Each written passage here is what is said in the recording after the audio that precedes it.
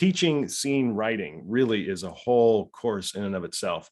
My craft course, which you can find at thecraftcourse.com, goes into it a little bit. I want to expand that chapter and give a little bit more because there's so much involved in it. It's not just how do I write a scene heading? What do I do with my scene direction? What's the proper form for, parentheticals? And those are all just formulaic template, technical stuff that's learnable. Once you learn it, cool, I know how to do it. The true essence of writing a scene comes from so many various levels of your story. You have to have this level of understanding of concept and character and structure before you can ever get into writing a great scene or writing amazing dialogue. You really have to have a full understanding of who your character is, and characters plural. And I'm going to get into a whole bunch of things where it comes to that. We're going to watch a scene from a particular movie, which I assume everyone has seen or at least heard of. The big question I'm asking all the time when I'm working with my writers one-on-one, for those of you who may or may not know, I'm a private coach and consultant with my own little company called The Story Farm. And I work with writers one-on-one over the phone. I read the material, give them notes. A question I ask a lot, especially when we're getting to the specific outlining, like the long form outlining and the actual page writing, is I ask, what's the point of the scene? And that's not to be critical. It's because we have to understand, even before, well before we write the scene, why does the scene exist? Is it to move the plot forward? Is it to reveal something about character? And is it, and can it do both? Sometimes it does both. Other questions. Where does the scene exist structurally from a sequential order of things? In other words, if the scene exists within the first 10 minutes of your movie, then the scene likely needs to reveal character, because that sequence of scenes, the first sequence, which covers multiple scenes, is meant to do that, such a thing in a formulaic standpoint. The first 10 minutes of your movie, you're presenting who the character is. Yes, of course, plot can be presented, but it's more about revealing character. So having an understanding of why the point exists is essential. As another example, if the scene, and I'm referencing primarily features here, but if the scene occurs near the end of the second act, it's near the low point, and that scene is probably showing us or leading us toward the character's plot failure and how that character is affected emotionally because of that failure. So anyway, I asked that question a lot, just as a little bit of, I'm using that word again, preface to everything we're going to be talking about here, because we have to be asking ourselves that question when we're developing the project well before we ever get to page writing. So let's dive into some more specifics, because all of what I just said, it's all very conceptual. And that's the irony of what we're going to talk about today. The event is about writing a scene, but we have to take a step back before you ever get to that scene. You have to see the whole story, the concept, the plot, who these characters are, how is it going to work structurally?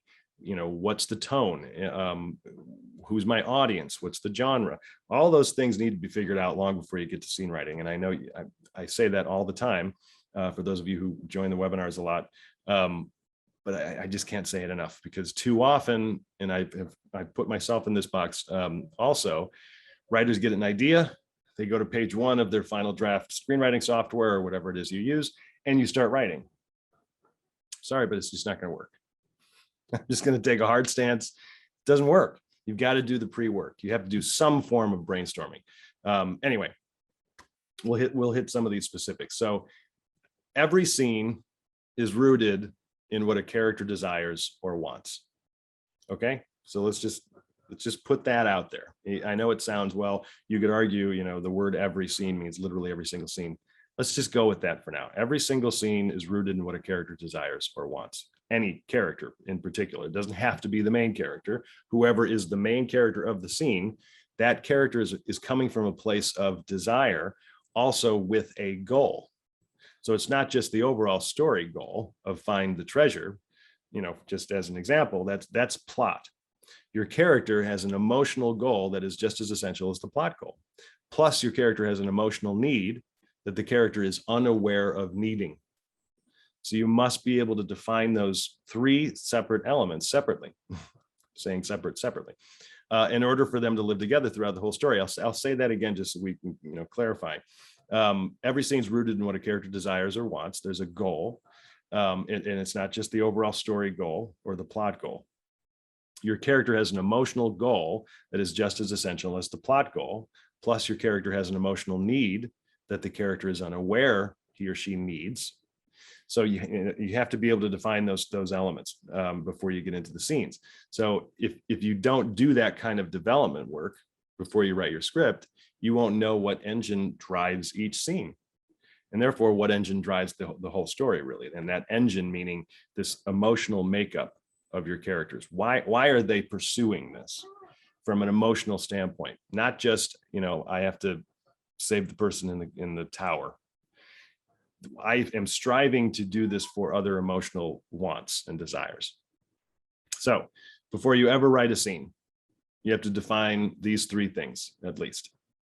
Character flaws, wants, desires, beliefs, backstory, right? You've got those specific character personality issues, elements, flaws, wants, desires, beliefs, whatever their backstory might be. You have to be working through that. You also have to work through the character need, of which he or she is unaware she needs. So I'll say that again. So we've got character flaws, wants, desires, beliefs, backstory. You also have character need, and the character doesn't necessarily know that he or she needs that. And by need, I mean an emotional one, not I need to, find the treasure. The third thing being an overall plot situation with a goal, and then the kind of or type of pursuit the character will be tasked with throughout that situation. So basically, all I'm doing is breaking down character and plot. So to simplify that, you have to figure out what your character is. You have to figure out what your plot is. Otherwise, the scenes are just not going to make sense. It's going to become totally informational and expositional, et cetera. So here's where I was going to be discussing When Harry Met Sally again. But I feel like for any of you who have joined my webinars, you're probably like, oh my God, please come up with something different. So I made one up here just as an example. This is a fictional project. Let's just go with this. So we've got main character John is an ex-baseball player. He's had a failed career because he was too proud and too stubborn to listen to anyone else's advice. He believed that he was already the best. He never needed to improve or go through workouts or practice, etc. He holds resentment for anyone who was part of his career because he puts the blame on everyone else but himself. So his emotional goal and his want, based on a lot of what I just said, that's kind of his personality and backstory, beliefs, etc., is to be proven right, that he didn't do anything wrong and that other people ruined his career. So he wants praise, approval, justification, to be, like I said, to be proven right. So, but his internal need, which he does, like I said multiple times before this, which he doesn't believe that he has or that he knows that he needs, is to accept responsibility for his decisions and actions and own up to his past mistakes. So I have no real plot inclusion here, right? I'm just talking all about character. We've got an ex-baseball player. He's resentful. He's pissed off about a failed career. He puts blame on everybody else. And so from there, we know, based on those elements of personality and beliefs and flaws, what he needs is to accept responsibility, for his actions and to, put blame on himself. He has to own up to those things. From a conceptual standpoint, and this is the story that I'm just totally making this up. This is the story that John's going to live in. We want to put John in a situation that's going to test those flaws and those emotional goals and wants. So we need to do this so that he finds his way to his emotional need, which again, he doesn't know that he needs it. That means we place him within a plot situation that has a goal which leads him on a pursuit to achieve that goal. I'm going to say that again because it sounds too simple. And like when we hear it out loud, we're like, well, duh, of course, that's a story. So many projects that we read, we meaning the people at the ISA, our readers, myself, and I'm working with my writers, the goal just isn't really clearly defined, or at least clearly assumed. There are a lot of movies that are not high concept. Lady Bird is a character-driven project, but there is a plot situation that she puts herself in, right? She knows she wants to get out and escape her parents in this small town, and she wants to go to school. But she puts herself into situations that she thinks is allowing her freedom, but they're just creating more problems for her, right? So it's still a plot situation. It's just a low plot or a low concept idea, as opposed to a high concept thing like The Purge or, Indiana Jones or whatever you might think of. So anyway, I kind of went off a little bit there, but we have to understand what that plot situation is, and then we can just plop our character within that. So here's what I came up with. I'm just looking at my notes, make sure I'm not forgetting anything. Yeah, I mean, his pursuit, in any character's pursuit, is going to be filled with obstacles, both physical and emotional, that inherently put him through tests and trials.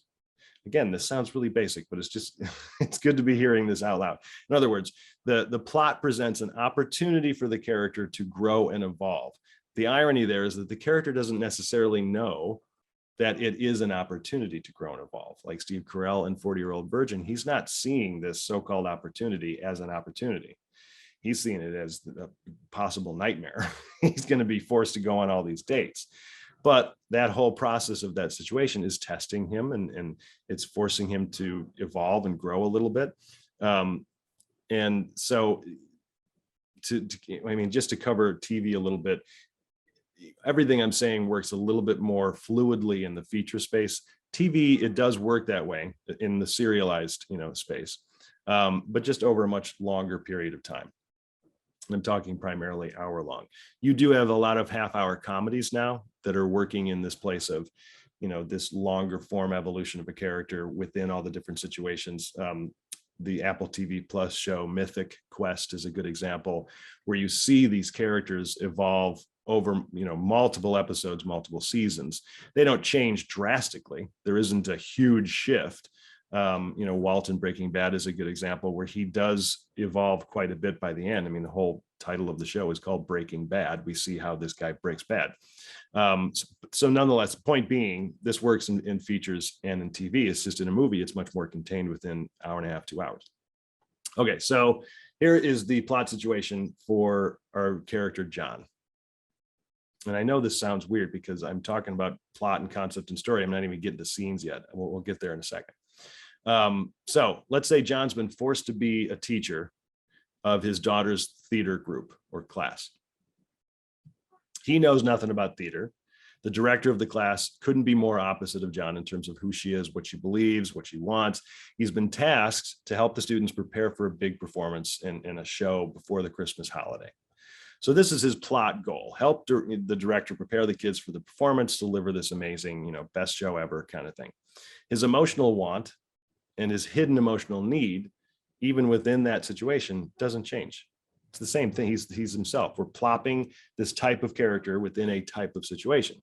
And because we know who John is internally, just because of what we, kind of brainstorm for him, we can assume he's going to act and react, and how he's going to act and react in virtually every scene we put him in. And then, of course, within this plot situation of teaching theater. So now I'm slowly getting to this place of, how do we present the scenes, right? Because we know the type of character John is. We know how he's going to respond to people, good or bad, positive, negative.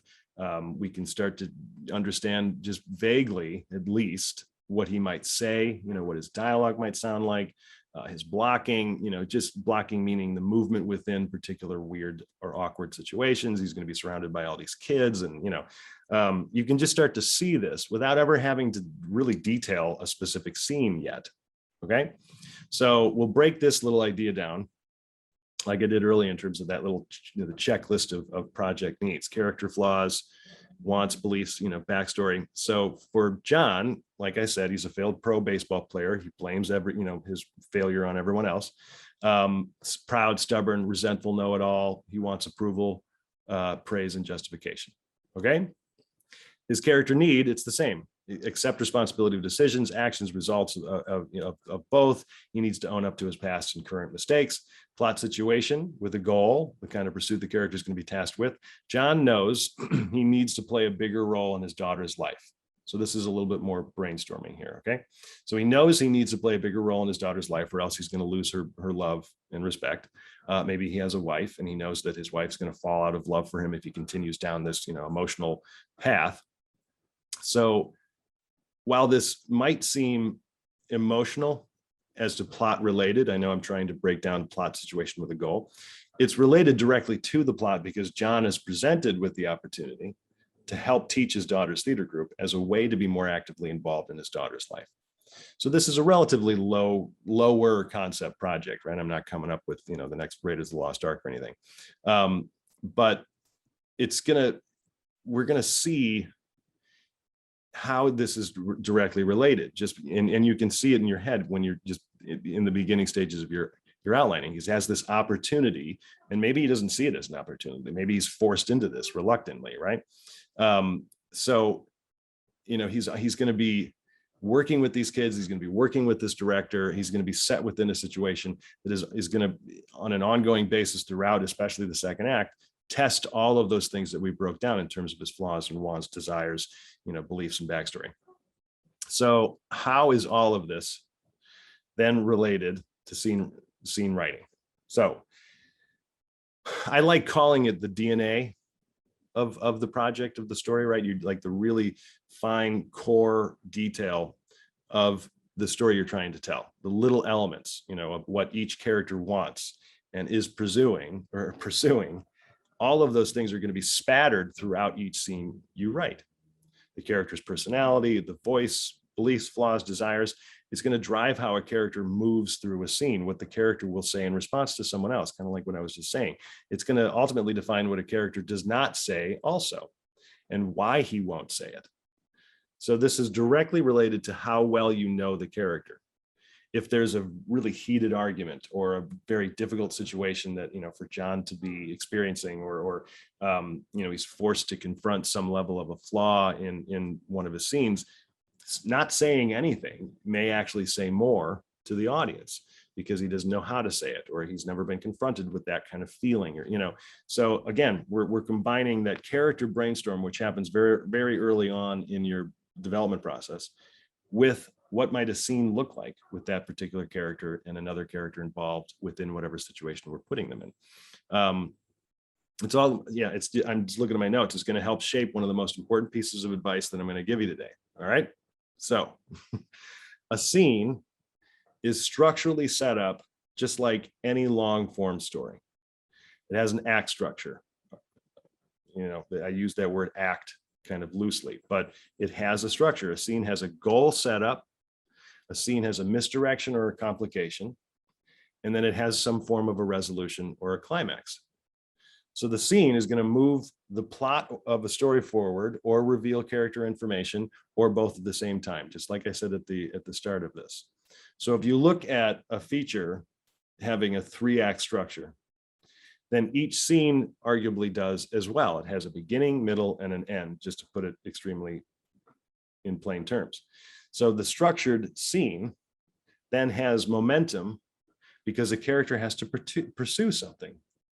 And that's going back to the idea of that question I ask all the time: what's the point of the scene? It's not just, does it reveal plot information? Does it reveal character information? There are also kind of minute details and points to the scene. This character has to get this piece of information out of another character, or this character has to go into this really spooky house in order to retrieve, something that she left behind. Whatever. You have to be looking at a scene just like you do your overall long form story.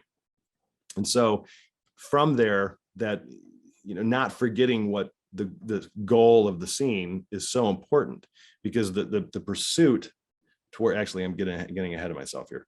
The structured scene has momentum because a character has to pursue something. The scene itself has a goal, and not just an informational goal.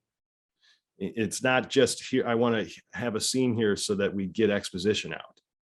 That's arguably your goal, right? That's you as in the writer.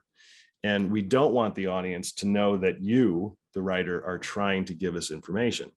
Of course, story needs information and exposition, but how can we do this so that it's in some form of a goal-oriented structure, right? How do we tell the story with of the exposition in the scene? Otherwise, it's just people sitting around talking, which just isn't all that engaging, right? I mean, we're in the business of entertaining people.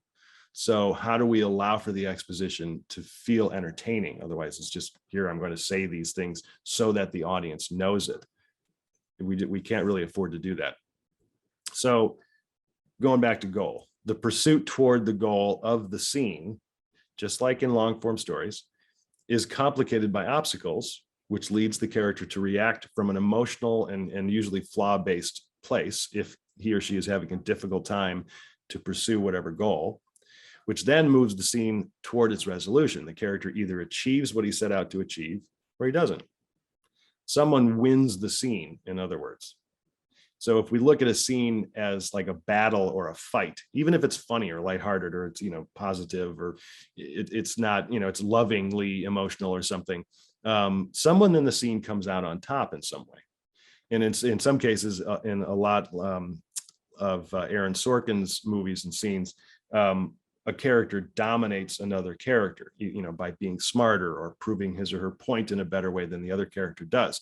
And this happens along the way of pursuing the story's overall goal, right? So you've got an overall goal, you've got act goals, you have sequence goals, you have scene goals. And in our story's case with John, this ex-baseball player, it's to deliver the best Christmas show ever. This ex-baseball player who doesn't know anything about theater is supposed to work with these young kids to create a crazy Christmas show. And that's at least how John is going to see it, right? That's how he's viewing this overall plot goal. What actually needs to happen from a plot perspective is to connect with his daughter, achieve a fun, rewarding experience, regardless of whether or not the show is the best. Of course, there are all the other emotional things that are coming into play there. But then this becomes the writer's responsibility to never forget exactly what the character actually needs. There's a difference between want and need. So it's up to us as the writer to put the character through the ringer, really make it difficult moments and scenes that are then going to push the character to evolve. And usually through relationships.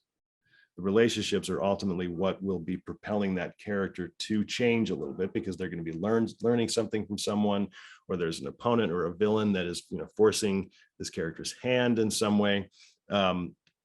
There's evolution, whether it's huge, like the character is completely opposite, like Marlin in Finding Nemo at the end of the story, or it's just a little bit like in Lady Bird, where she might have learned her lesson, like we think she did at the end of the story. It's not obvious and clear, but that's kind of the whole point of the movie. It's a little bit of a slice of life in a heightened, entertaining way. Before we get into the clip, I went through that relatively quick, but the key here is to remember, I'll go back to that first little question I asked: what's the point of the scene? There could be multiple points of the scene. It's not like there's just one reason for the scene to exist. But we have to be coming from a place of, does it move the plot forward? How does it move the plot forward? How do I allow the audience to see it move forward, as opposed to just getting dialogue information out? Does it reveal character in some way? Do we get to see that this character is changing or not changing at all? Or, what are we learning about this person so that we see this is the flaw that they have, this is their personality? And does the scene do both? You have to be asking those questions and then answering them yourself, just in a list. Here are my answers to those questions before you get into the scene. Then you can really construct what's the flow, what's the rhythm, who's the other person in this scene, what does that person represent to the main character of the scene? What kind of tone do I need here? Do I want it to be scary? Do I want it to be really challenging, or do I want it to be really funny? But there's still a goal involved, meaning, again, going back to what's the point of the scene? The point of the scene is to present some form of a goal, and that character either achieves the goal or does not, and there's a structure to it. I see a whole bunch of comments coming up here. Let me just see what we got. Let's see. So Emily is mentioning, is this where show don't tell comes into play? For sure, because we rely on dialogue too much as writers. We try to make sure the audience understands this is what I'm trying to say. When movies especially, but also TV, especially now in today's market where they're becoming much more artistic, are visual. We have to be showing people what we're trying to say, which is really hard. I mean, This is why a lot of screenplays don't work. And it's why we need to be taking classes and why we need to be practicing. And we need to be coming up with a visual that we believe hopefully shows the audience what I'm trying to say. And I've used this example in the past, and it's from 3 Billboards Outside of Ebbing, Missouri. If you haven't seen it, it's worth watching it from a writing perspective. Not exactly the most uplifting movie you're ever going to watch, but highly engaging and entertaining. And Frances McDormand is always amazing. But I apologize if you've heard this example before, but there's a scene relatively early on in the story where she's in the office of the company that rents out the billboards. And she's complaining like hardcore. She's just screaming at this guy behind the desk. She's really angry and just saying kind of monstrous things to this poor guy sitting behind the desk. And he's just terrified. After her rant, she goes over to the window and she looks on the windowsill, and there's this little beetle that had been flipped over, and his legs are kind of, flailing about trying to turn itself over. And she looks at it and she very gently picks it up and turns it over and lets the bug continue on its way. There's no dialogue in that moment, but so much can be shown about who she actually is in that moment. If you consider the presentation of what we saw her saying before, screaming and just saying horrible things, which is presenting, oh, this woman's kind of a monster. But then we actually see, oh, she could have just smushed the bug and killed it, but she didn't. So there's something else going on inside of her. So there's this reveal of character in that moment. Now, is that the point of the scene? It's one point of the scene. There's information in the dialogue that is being delivered about plot a little bit, what her issue is or what her problem is, what she's going to have to do in future scenes. But the primary point of that scene is to show character, to reveal that she has this monstrous exterior because of the situation she's in. But deep down, she's not a killer. She's not a monster. And the writers knew that, like, we have to show who this type of person is. How do we do that? And as writers, you have to be asking that question yourself, and you have to come up with just a list of possible moments, whatever the best version of the moment you think it might be. That's the one you work out in the scene. And suddenly you're coming to the scene with a purpose that's specific to the visual element of what we're trying to do, right? We're trying to show people a story. We're not trying to tell people a story. Nobody, at 7:30 on a Wednesday says, what movie do you want to listen to tonight? We say, what movie do you want to watch? We're waiting to be shown things. And so the showing of those things is going to be revealing to us a whole bunch of different types of information. Jeff says, when all else fails, save the cat. There's so much to be gleaned from the save the cat process. What Save the Cat, I think, does a little bit too much of, I think you should absolutely read the book if you want to. But what I noticed with Save the Cat is that it gets a little too templated, and you have to have this moment by this page. And you have to do, this by this point structurally. And then it's very specific to each individual beat.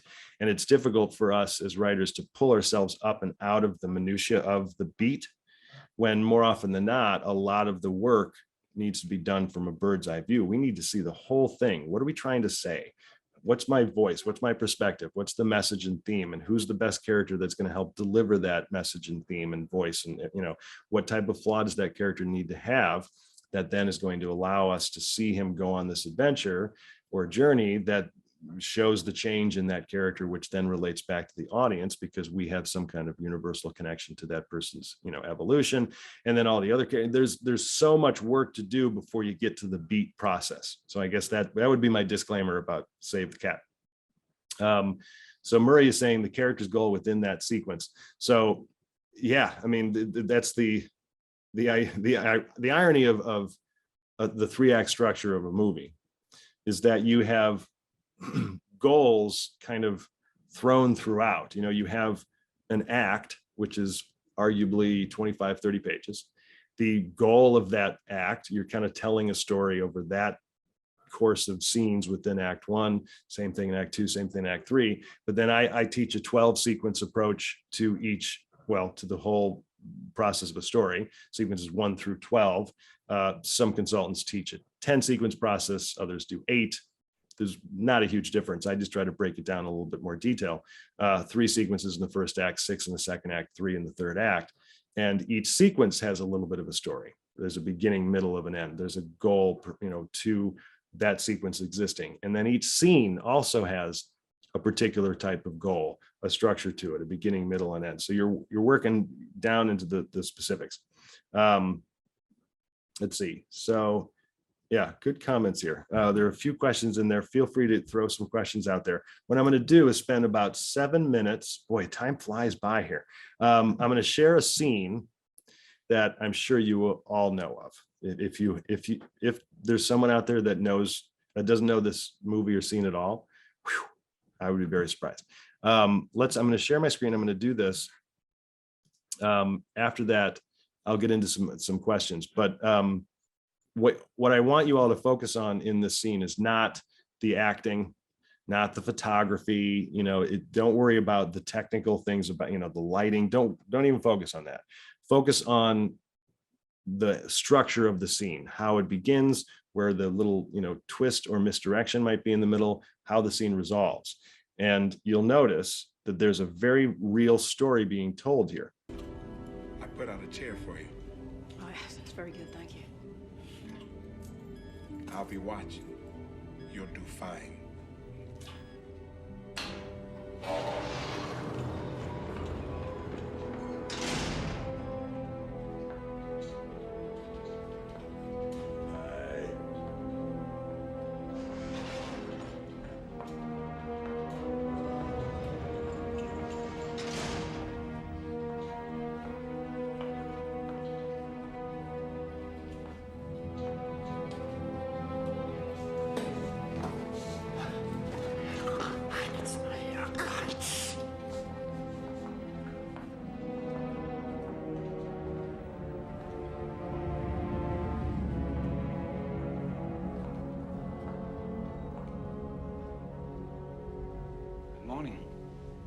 Dr. Lecter, my name is Clarice Starling.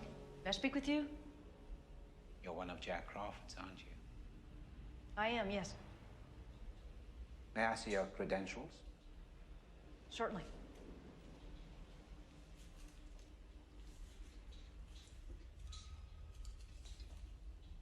Closer, please. Closer.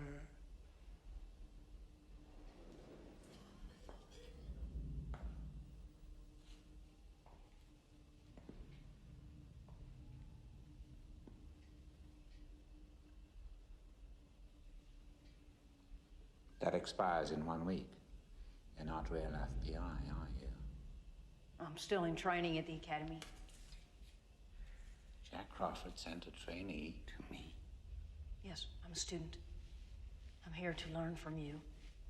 Maybe you can decide for yourself whether or not I'm qualified enough to do that. That is rather slippery of you, Agent Starling. Sit, please.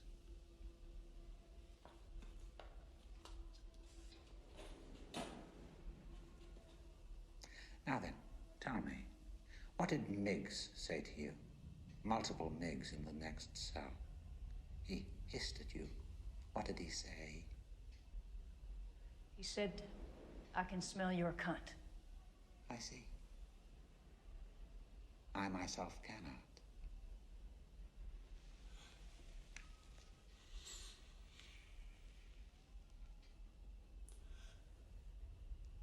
You use Evian skin cream. And sometimes you wear Lait de Temps. But not today. Did you do all these drawings, Doctor? Ah. That is the Duomo scene from the Belvedere. You know Florence? All that detail just from memory, sir? Memory, Agent Starling, is what I have instead of a view. Well, perhaps you'd care to lend us your view on this questionnaire, sir. Oh, no. You were doing fine. You had been courteous and receptive to courtesy. You had established trust with the embarrassing truth about Miggs. And now this ham-handed segue into your questionnaire. It won't do.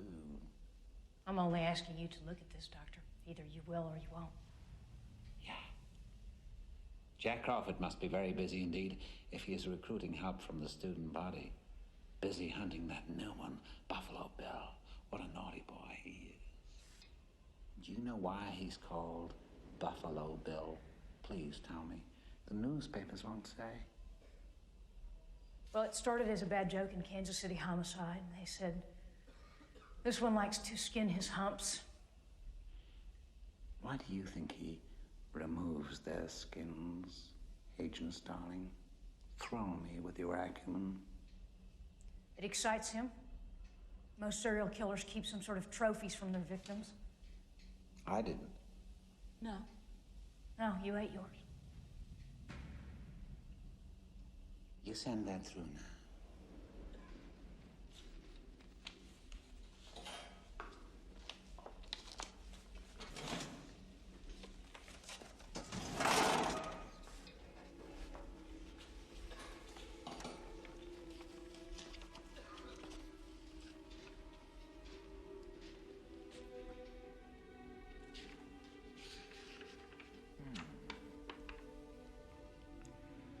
Oh, Agent Starling, you think you can dissect me with this blunt little tool? No. I thought that your knowledge... You're so ambitious, aren't you? Do you know what you look like to me with your good bag and your cheap shoes? You look like a rube. A well-scrubbed, hustling rube with a little taste. Good nutrition's given you some length of bone, but you're not more than one generation from poor white trash, are you, Agent Starling? And that accent you've tried so desperately to shed, pure West Virginia. What does your father do? Is he a coal miner? Does he stink of the land? You know how quickly the boys found you, all those tedious, sticky fumblings in the backseats of cars, while you could only dream of getting out, getting anywhere, getting all the way to the apple pie. You see a lot, Doctor. When are you strong enough to point that high-powered perception at yourself? What about it? Why don't you look at yourself and write down what you see? Maybe you're afraid to.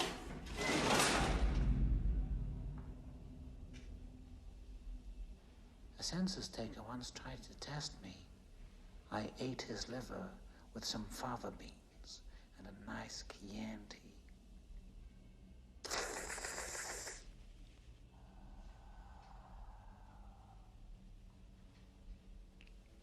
You fly back to school now, little Starling. Fly, fly, fly. Fly,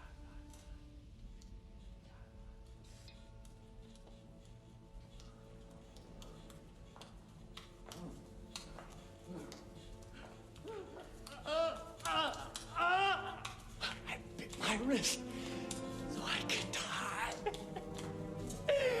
Look at the blood! Gotcha! Mate, you stupid fuck! Agent Starling! Come back! Agent Starling! Agent Starling!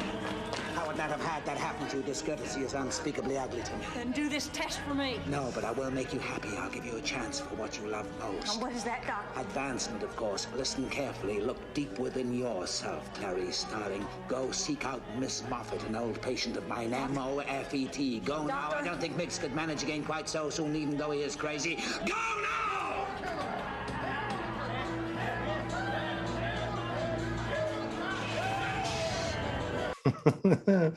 That is Silence of the Lambs, obviously. So what's so fun about that scene is that there's some very obvious little moments there. At the very end, he says, I'll give you what you want the most, advancement. Like he's speaking exactly to her emotional goal.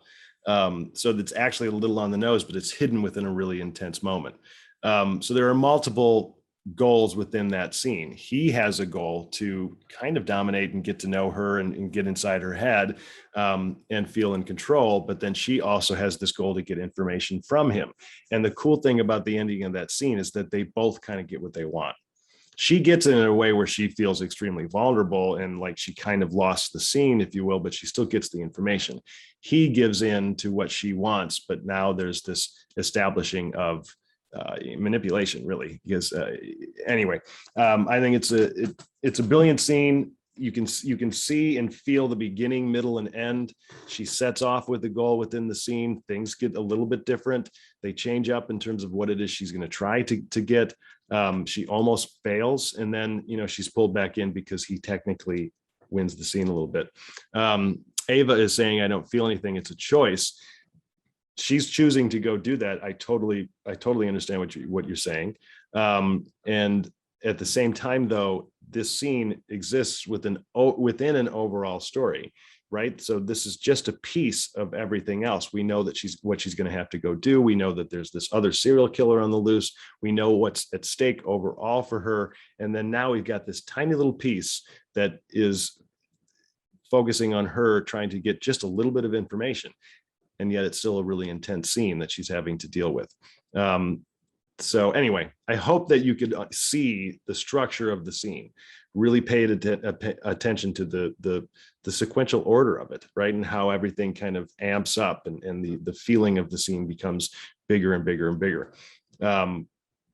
Because we have a relatively short amount of time left, I'm going to get to some of your questions, but I do want to note I didn't really cover too many technical things like the scene headings and the scene direction and visuals and how you actually write and construct a scene, because you can learn those things by reading other scripts. What are other people doing? It's so much more important to be focusing on the emotional resonance of each individual scene. I do want to point out, though, that a new scene heading doesn't always just denote a whole brand new scene. If you look at the opening sequence of Indiana Jones and the Raiders of the Lost Ark, we have a story being told in the first 9 minutes there, right? It's where Indiana is going into this wild temple, and he gets chased by the boulder. Remember, he steals the thing off of the platform. He tries to replace it with the sand, but it doesn't work. And then suddenly he's chased out by all these wild things. There are multiple locations in that scene, right? There's outside the temple in the jungle, and then they get in and they're going through the temple, and there are multiple rooms within the temple. And so just because you have a new scene heading doesn't mean it's a new scene. And I think it's important to just notate that. I'm sure most of you already understand that, but we tend to combine, like when we're going through our outline and we're trying to hit the beat structure of things, we're calling it a new scene, but it's really just a continuation of the overall story of a scene you're trying to present. So one person gets out on a sidewalk, go into an office building lobby, and then they're going up the elevator, and then they're in another, and it's all a part of the story of the scene. So I just think it's important to remind you of all of that, even though most of our screenwriting software programs kind of notate it as scene number 38 or whatever. It isn't technically scene number 38. So Julia's asking, what is your opinion about turning a book into a TV series versus a movie? She has a murder mystery thriller with a romance within it. The decision to adapt a book into either a movie or a TV series needs to come from a place of knowing how repetitive the situation could be. In other words, can you keep someone's attention for 80 hours? If you really think about it, if you have whatever that would be, 8 seasons, 10 episodes. Okay, maybe not 8, if you'd be lucky if you get 4 or 5 seasons. But is this a story that will unfold over a very long period of time? Do I have enough characters and relationships that will form their own level of relationships and storylines throughout an overall series? Is there enough story there, I guess, is the big question. And it's okay if it's not a TV series, and maybe it is just a movie, because a movie has a standalone approach, right? Joe, as to your point about what a character doesn't say being important, Peter Morgan is superb about this. I've been watching the 3rd season of The Crown. The episode Moon Dust about Prince Philip's reaction to his mother's death is a masterpiece of writing and scene writing. So thank you, Joe. It's a great example to not just watch The Crown. I mean, if you want to watch The Crown, you can watch The Crown. But when we, all of us, are watching anything, movie, TV show, whether it's a comedy or a horror movie, Pay attention to the moments when the characters don't say anything, and then be aware of what is that telling me by the character not saying something. Should the character say something in that spot? Did they need to say what they said? Could it have been less? You want to be an active viewer when you're watching these shows. Margie is referencing the 3 billboards outside Ebbing, Missouri example I gave. Is the beetle you just referenced written in the screenplay? You know, it's a really good question, Margie, and I don't know. I'll just be honest, I have not read the script. I assume it is because it's such a powerful moment, but you never know. The director might have come up with something different. But, you know, it's as a fun way to look at something like that when you're watching shows or movies. Think in your head, how would I be writing that on the page? This moment that I'm watching on screen, how might I write that? And you kind of get into that mode of what would the word choice be? How much scene direction do I need?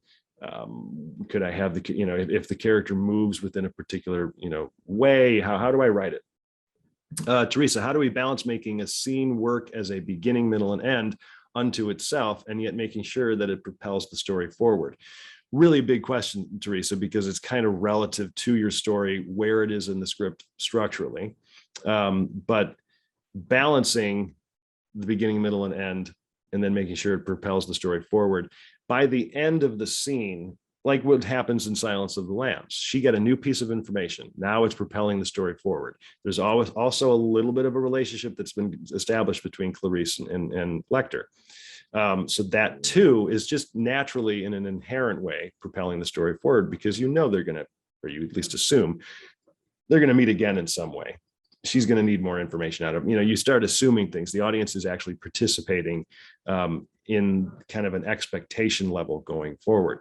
Not every scene needs to be as long as what we just watched between Clarice and Lecter. That was the first time they met, so it was really essential. You know, it's an 8.5, almost 9-minute scene. Some scenes are much shorter, and there's still a level of beginning, middle, and end. But it doesn't have to be, you know, the opening sequence of Indiana Jones. It's just looking at each scene, or, you know, sequence of beats, if you will, and considering, am I presenting a rhythm here? Is there some form of a flow to how the information is being presented? What happens at the end of the scene? If the character, you know, loses the battle, so-called, what does that do going forward, you know, to the rest of the scenes? And you want to be working through those decisions before you write the scenes. That's why the outline is so important. Robin, are flashbacks in a scene not a good idea, or does it just need to be specific to the goal? I'm of the mind with flashbacks that I would rather not have them than use them, because flashbacks tend to be used for purely informational or expositional reasons. And, you know, if it's done in a way that is engaging and fun to see, then I guess I'm okay with that. But we tend to use them as crutches, like, oh, I need to make sure the audience knows this about the character, or this happened in this person's past, so I need to make sure that the audience knows that. What we tend to do is take for granted how intelligent our audience is. They're participating, they're assuming things, they're trying to think 2 or 3 steps ahead. It's just like us when we're watching shows or movies. We're, you know, trying to think what's going to happen. Oh, this person is this, you know, has this motive, or I bet that person is the killer. You know, we're thinking ahead, but we're also thinking about, you know, who the person might be without having to give us all of the information. Just like that Frances McDormand moment when she turns the beetle over, we can see into her soul a little bit by just that reference of action. So, you know, it's not like flashbacks are wrong. If you feel that it's absolutely necessary, you know, for overall plot reasons, but you're not giving a ton of information away, it's more for artistic reasons, or, you know, tonal or comedic reasons or something, then go for it, you know. But let's see, Emily's saying, can you please clarify the difference between a premise and a logline? I've been told various things. It's a good question. So a logline is for reasons of pitching primarily. I tend to have my writers work on developmental loglines where it's a much longer version of a logline. It's just kind of to help you develop the idea. A premise is just a general concept, right? Here's the situation. We've got a character within the situation, kind of like the little breakdown I did for John, you know, the ex-baseball player having to coach or teach theater. That's an overall premise. A log line is going to get into the structural approach. When this happens specifically with this character, then this specific thing, kind of complicates things in the second act until it, all falls apart at the end. It's a more specific approach to writing out the story. Premise is very general. Emily also asking, how do you balance action with dialogue? The very basic response to that would be try not to constantly break up a line of dialogue with a line of scene direction, and then a line of dialogue and then scene direction, dialogue, scene direction, dialogue, scene. You don't want to be breaking up the flow of the read all that much. You want to try to set up the scene. What does it look like? And then reference movement or a visual that also says something. Not just, oh, the character raises his eyebrows because he's unsure, or so, it's maybe sometimes you can reference that, but more often than not, what's being said by the characters is allowing the audience the reader to assume what they're also seeing, as long as you set the scene up. With that scene that we saw for Silence of the Lambs, it's the really important visuals that are going to be referenced. The fact that he slams that drawer closed and she kind of jumps, like that's an essential part of the scene. The fact that he's just standing there already, like waiting for her when she kind of, comes up to his cell, that's kind of spooky. So the visual representations that help define the scene, give a little bit of information. That's how you can then balance some of the scene direction. What you don't necessarily want to do, like I said, is break it up constantly, because then it's really slow and you're overwriting it and you're giving us a lot more description than we need. Let's see, KD, do professional readers have an average threshold regarding how long a scene should be before they view it as amateurish, or does it vary depending on the need for a given scene? So the immediate response, KD, is it absolutely varies per scene. More often than not, if a scene's running 5 pages or longer, the reader might start to think, where are we going with this? What's the point of this? Or why is it so long? If the scene is long, like that one we just watched, or the opening scene of Indiana Jones, if you look at those scenes, they're really engaging and they're exciting. And there's, not only a level of emotion there, but in Indiana Jones, there's action and thrills. And so you're kind of okay with the scene being long. I doubt that the scene in the script for Indiana Jones was necessarily 10 to 12 pages long, because you've got probably blocks of scene heading and it saves a little space. Dialogue is normally what takes up the most space because you're going down the page so much. And yet on screen, it takes less to have the dialogue presented. So I would say once you're at the 5-page mark, you really want to start questioning yourself, does it need to be this long? I think would be the best answer I can give. Would story come before dialogue? Absolutely. However, sometimes some movies are driven by dialogue, romantic comedies, anything with Vince Vaughn, but story is still absolutely more essential, because if you don't have story, then it's just people talking, and then it's like, well, okay, what am I watching? What's the goal here? For me as an audience member, am I supposed to learn something, or I'm not exactly sure what I'm following in terms of story. Do you have any tips for outlining the script in a very detailed way rather than just 100 lines and each line is a scene that needs to be developed? Yeah, wow, Robin. So I definitely do. It's coming from a sequential order of things. I suggest looking at my craft course. It's $99 and you get it for forever. It's 12 weeks of chapters of coursework with assignments, and I focus a lot on the sequences, what each sequence means, how to develop scenes within those sequences, and then how to write an outline from a sequential order, meaning the sequences. So your first, paragraph is just a description of sequence 1, which encompasses multiple scenes, usually 4 or 5, maybe 6 scenes. And then it's sequence 2, which is the same, and then 3, 4, 5, 6, all the way down through 12. And suddenly you have an outline that is specific to a group of pages. And then you start breaking down and getting more detailed in there. But I'm pretty sure I've done multiple webinars talking about structure and outlining. You might be able to find it on our YouTube channel, which everybody should absolutely subscribe. It's totally free. We've got over 1,000 videos on there. It's like a free education. But yeah, you could go to thecraftcourse.com and take a look at the coursework. Hopefully it's helpful. Let's see, last question. Bridget, would you say that the opening teaser in a pilot should follow the traditional beginning, middle, and end format? Really good question, Bridget. Arguably, yes, but it doesn't necessarily have the feel of that type of Silence of the Lambs scene. Like in the opening teaser of Stranger Things, the beginning of that scene is we've got this really crazy, scary hallway. And then suddenly some scientist is running away from something. His obvious goal is to run away from something. He gets into the elevator, it doesn't close. Uh-oh, complication.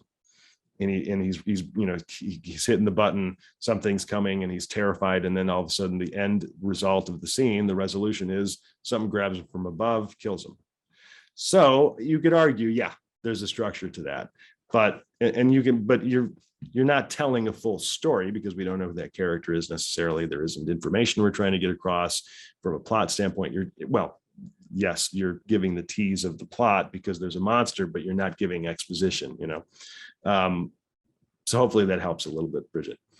Scene writing, there is so much that goes into it, and I barely covered, an hour here.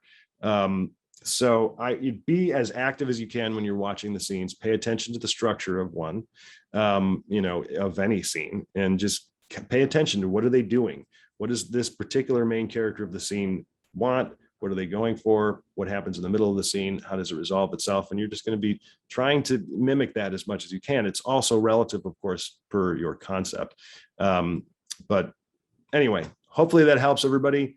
You can check out thecraftcourse.com, take my course. If you have questions, you can email max@networkisa.org if you have any questions. But we're going to be doing this all throughout the rest of the year. We're going to be doing a whole bunch of events come September. So stay tuned, and I will see you next month.